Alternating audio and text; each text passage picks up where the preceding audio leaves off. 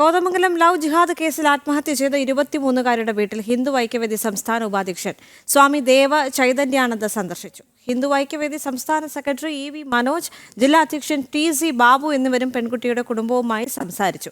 മതപരിവർത്തനവുമായി ബന്ധപ്പെട്ട കൃത്യമായ തെളിവുകൾ നൽകിയിട്ടും ബന്ധപ്പെട്ട വകുപ്പുകൾ ചുമത്താത്ത പോലീസ് നടപടിക്കും വിമർശനമുണ്ട്. പെൺകുട്ടിയുടെ കുടുംബത്തിന് ആവശ്യമായ നിയമസഹായങ്ങൾ ഉറപ്പാക്കുമെന്നും ദേവ ചൈതന്യാനന്ദ വാഗ്ദാനം ചെയ്തു. മതപരിവർത്തനത്തിന് നിർബന്ധിച്ചതിന് പിന്നാലെ കോതമംഗലത്ത് ആത്മഹത്യ ചെയ്ത 23-കാരുടെ വീട്ടിൽ സന്ദർശനം നടത്തിയ ശേഷം ഹിന്ദു ഐക്യവേദി സംസ്ഥാന ഉപാധ്യക്ഷൻ ദേവ ചൈതന്യാനന്ദ ജനൻ TVക്കൊപ്പം ചേരുകയാണ്.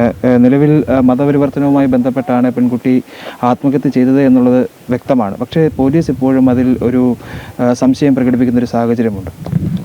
മരണപ്പെട്ട പെൺകുട്ടിയുടെ കുടുംബവുമായി ബന്ധപ്പെട്ട് മാതാവിനോടും സഹോദരനോടും സംസാരിക്കുമ്പോൾ ഈ പെൺകുട്ടി മരണപ്പെടാൻ അടിസ്ഥാനപരമായ കാരണം എന്ന് പറയുന്നത് മതപരിവർത്തനമാണ്. മതപരിവർത്തനം എന്നുള്ളത് കേവലം ഒരു പ്രണയത്തിൻ്റെ പേരിൽ ജീവിക്കുവാൻ വേണ്ടിയല്ല ആ കുട്ടി പ്രണയിച്ചിട്ടുള്ളത്. തിരിച്ച് മതപരിവർത്തനം നടത്തുക എന്ന ഒരു ആസൂത്രണ പദ്ധതിയുടെ ഭാഗമായിട്ടാണ് എന്നുള്ളതാണ് യാഥാർത്ഥ്യം. ഈ വസ്തുതയും ഇതിനടിസ്ഥാനമായിട്ടുള്ള തെളിവുകളും പോലീസിന് മുന്നിൽ അവർ സമർപ്പിക്കുമ്പോഴും അത് ശ്രദ്ധയോടെ കേൾക്കുവാനും അതിൻ്റെ അടിസ്ഥാനത്തിൽ കേസെടുക്കുവാനും കേരളത്തിലെ ആഭ്യന്തര വകുപ്പ് വിമുഖത കാട്ടുന്നു എന്നുള്ള സ്പഷ്ടമായ പരാതിയാണ് ആ കുടുംബം നമ്മളോട് പറയുന്നത്. അതുകൊണ്ട് കേരളത്തിലെ ആഭ്യന്തര വകുപ്പ് ഇത്തരം മതപരിവർത്തനവുമായി ബന്ധപ്പെട്ടുള്ള തീവ്രവാദികൾക്ക് മുമ്പിൽ അടിയറവ് വെക്കുന്ന സാഹചര്യം നിലനിൽക്കുന്നു എന്നുള്ള യാഥാർത്ഥ്യമാണ് ഇവിടെ നമുക്ക് തെളിയുന്നത്. ഇപ്പോഴും ലവ് ജിഹാദ് എന്ന് പറയുമ്പോൾ ലവ് ജിഹാദ് ഇല്ല എന്ന് പറയുന്ന ഒരു പറ്റം ആളുകളാണ് ഇപ്പോഴും, അല്ലെങ്കിൽ ഒരു ഭരണവർഗമാണ് ഇപ്പോഴും നമുക്ക് ചുറ്റുമുള്ളത്. അപ്പം അവർ ഈ കേസിനെ അട്ടിമറിക്കാനുള്ള ഏതെങ്കിലും ശ്രമം നടത്തും എന്ന് കരുതുന്നുണ്ടോ? തീർച്ചയായിട്ടും കേരളത്തിൽ ഇത്തരത്തിൽ ഇത് ആദ്യത്തെ സംഭവമല്ല. കേരളത്തിൻ്റെ വിവിധ ഗ്രാമങ്ങളിൽ നടന്നിട്ടുള്ള ലവ് ജിഹാദ് അടക്കമുള്ളത് സാങ്കേതികമായി ആ പദപ്രയോഗം ഭരണഘടനാപരമായി കോടതി അംഗീകരിച്ചിട്ടില്ലെങ്കിൽ പോലും ഇതൊരു യാഥാർത്ഥ്യമാണ് എന്നുള്ളതാണ് സത്യത്തിൽ നമുക്ക് കാണാൻ കഴിയുക.